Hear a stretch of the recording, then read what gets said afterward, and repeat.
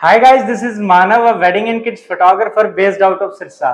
इस वीडियो में हम बात करेंगे गिम्बल रीबैलेंसिंग के टेक्निक को लेकर। कोई भी लेंस आप चेंज करते हैं उसके बाद आपको गिम्बल रीबैलेंस करना पड़ता है। एक ऐसी टेक्निक हम इस वीडियो में डिस्कस करेंगे जिससे आपको गिम्बल रीबैलेंस नहीं करना पड़ेगा। इस टेक्निक को मैं बहुत बार यूज करता हूँ सिनेमेटोग्राफी करते हुए और मेरा जो टाइम है वो बहुत सेव होता है। अगर आप भी अपना टाइम सेव करना चाहते हैं लेंस चेंज करने के बाद, या आप भी परेशान हैं लेंस चेंज करने के बाद आपको गिम्बल रीबैलेंस करना पड़ता है, आपको इस वीडियो के बाद एक माइंडसेट हो जाएगा कि आपको फ्यूचर में इस टेक्निक को कैसे यूज करना है। So without any further delay, let's get started.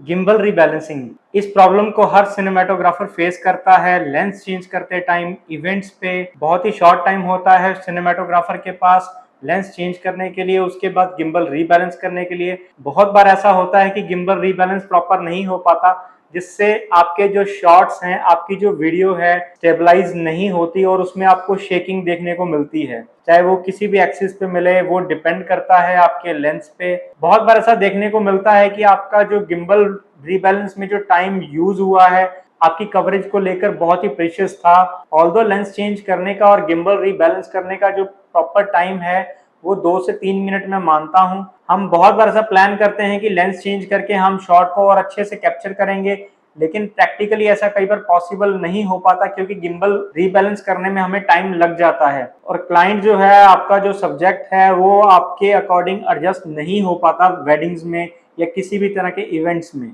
आपको मैक्सिमम कवरेज जो है वो नेचुरल कवर करनी पड़ती है। इसीलिए ये टेक्निक मैंने अडॉप्ट करी अपनी प्रैक्टिस में, अपनी फोटोग्राफी में, अपनी सिनेमैटिक फिल्म्स में। इवेंट्स के टाइम पे हमारा जो टाइम है वो बहुत सेव होता है। अगर आप इस टेक्निक को फॉलो करेंगे तो आप भी अपना टाइम सेव कर सकते हैं। तो दोस्तों, अब बात कर लेते हैं इस टेक्निक की। सिंपल सी थ्योरी है, आपके बॉडी के साथ जो लेंस अटैच होता है उसका वेट हर एक लेंस का डिफरेंट होता है।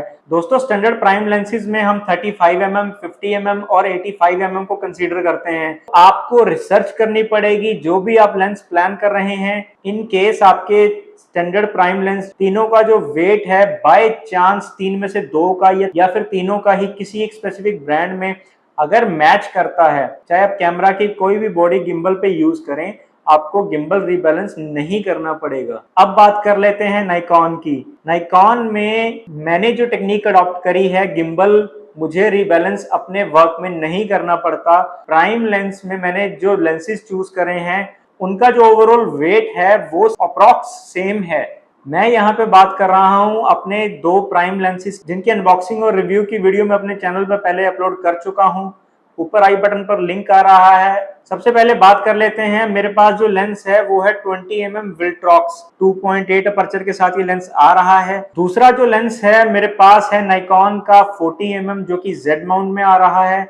इन दोनों लेंसेज को परचेज करते टाइम मैंने रिसर्च करी थी कि इनका जो वेट है वो अप्रॉक्स सिमिलर है और सिमिलर वेट होने से ये एडवांटेज मिलती है कि मुझे गिम्बल रीबैलेंस नहीं करना पड़ता। चलिए दोस्तों, इसको प्रैक्टिकल करते हैं कि गिम्बल रीबैलेंस हमें नहीं करना पड़ता तो वो प्रैक्टिकली कैसे पॉसिबल है। दोस्तों, मेरे पास है यहाँ पे नाइकॉन का Z5 और इस पे लगा है 40mm।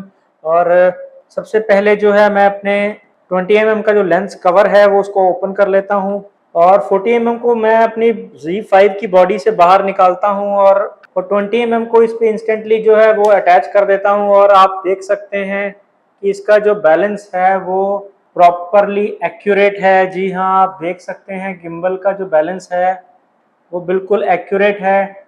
हमें गिम्बल रीबैलेंस जो है वो नहीं करना पड़ा। चलिए एक बार फिर से इन दोनों लेंसेज को एक्सचेंज करते हैं और आपको फिर से जो है, अगर कोई डाउट ना रह जाए, इस चीज को प्रूव करने के लिए मैं फिर से लेंसेज को एक्सचेंज कर देता हूँ। जी सीरीज का 40mm मेरे पास है और पहले यहाँ पे 20mm था और अब जो है 20mm मैं अपनी बॉडी से निकाल रहा हूँ और 40mm जो है मैं बॉडी में इंस्टॉल कर देता हूँ।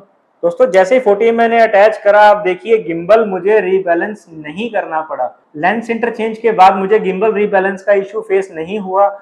आप इससे ये चीज समझ सकते हैं कि लेंस का जो वेट है वो बहुत वैल्यू करता है। दोस्तों, यहाँ पे बॉडी की मैं बात नहीं कर रहा, आप किसी भी ब्रांड की कोई भी बॉडी यूज करें, इससे कोई फर्क नहीं पड़ता। यहाँ पे ये थ्योरी काम करती है कि आपका जो लेंस का वेट है वो सिमिलर होना चाहिए, सेम होना चाहिए। या फिर अप्रॉक्स सिमिलर होना चाहिए, यानी कि 5 से 7 ग्राम या 10 ग्राम मैक्स। इसमें अगर डिफरेंस आता है तो वो जस्टिफाई है, गिम्बल आपको रीबैलेंस करने की जरूरत नहीं पड़ेगी। इससे ज्यादा अगर आपको लेंसेज के वेट में डिफरेंस देखने को मिलता है तो आपको गिम्बल रीबैलेंस करना पड़ेगा।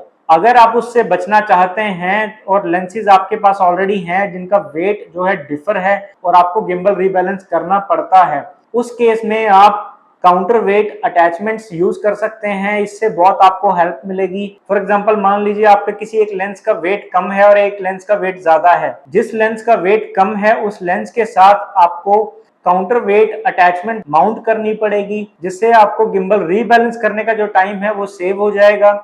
एक माइंडसेट आपको करना पड़ेगा, प्रैक्टिकल जब तक नहीं करेंगे तो आपको पता नहीं लगेगा। अगेन जो काउंटर वेट अटैचमेंट्स हैं उनका लिंक मैं डिस्क्रिप्शन में दे रहा हूं, आप चेकआउट कर सकते हैं कि अगर आप इन अटैचमेंट्स को कंसीडर करते हैं, यूज करते हैं अपने रूटीन में, तो आपका टाइम मैक्सिमम सेव होगा। विद इन सेकेंड्स आप लेंस चेंज करने के बाद अपना शूट कंटिन्यू कर पाएंगे, फ्री हो जाएंगे एक बर्डन से। हम इस चीज को एक बर्डन लेके चलते हैं कि अगर हम लेंस चेंज करते हैं तो उसमें जेन्युइन टाइम यूटिलाइज होता है और उसको कवर करना अगर वो मिस हो जाए तो आपको कंप्लेंट और प्रॉब्लम फेस करनी पड़ती है। कई बार एडिटिंग टाइम में जो एक वाव मोमेंट होता है वो मिस हो जाता है, हमें ऐसा बहुत बार देखने को मिलता है। If you found this video helpful, please subscribe the channel. You will get lot of informative videos regarding photography and cinematography.